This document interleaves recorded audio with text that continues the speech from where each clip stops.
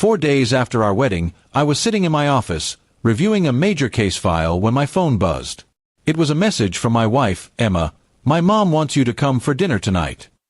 I stared at the screen for a few seconds, wondering if I was ready for that dinner. Her mother, Mrs. Carter, had never liked me. Even during the wedding preparations, she'd made it clear she thought Emma could have done better than a man buried in legal work.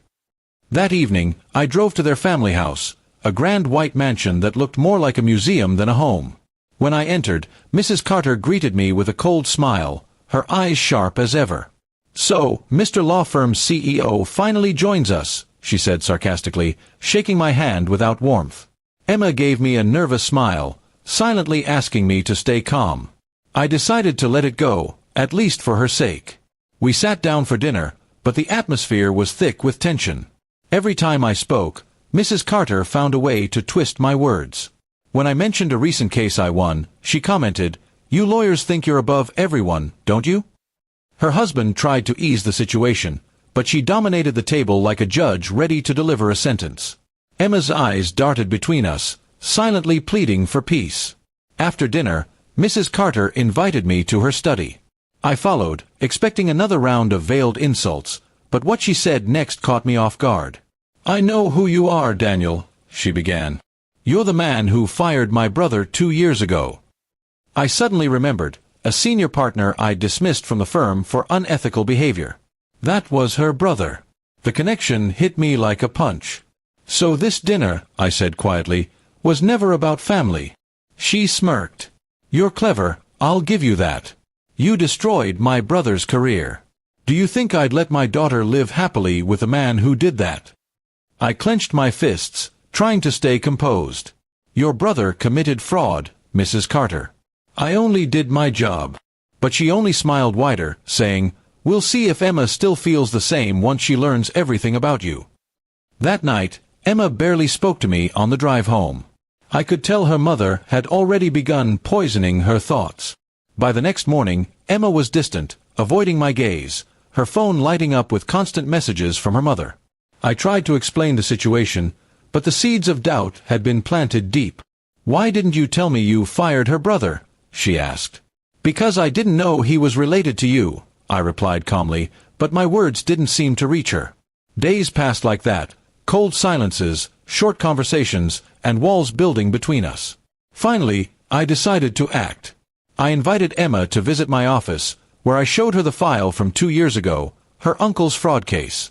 "He forged documents to win a client's trust," I explained. "If I hadn't caught it, the firm would have collapsed."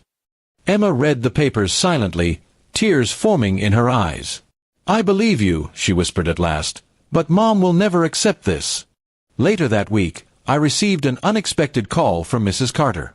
She invited me again, alone this time. I went, cautious but curious. When I arrived, she looked different, less confident, almost shaken. "Emma told me everything," she said quietly. I didn't believe it until I checked the records myself. I stayed silent, letting her continue. "I suppose I owe you an apology." Her voice cracked slightly, though her pride kept her from looking me in the eye. "I don't need your apology," I said. "Just let Emma live peacefully." For a moment, I saw something soften in her face, perhaps regret, perhaps defeat. "You're a good man, Daniel," she admitted at last. "I just didn't want my daughter to get hurt." When I returned home, Emma ran to hug me, her eyes bright again. "Mom told me what happened," she said.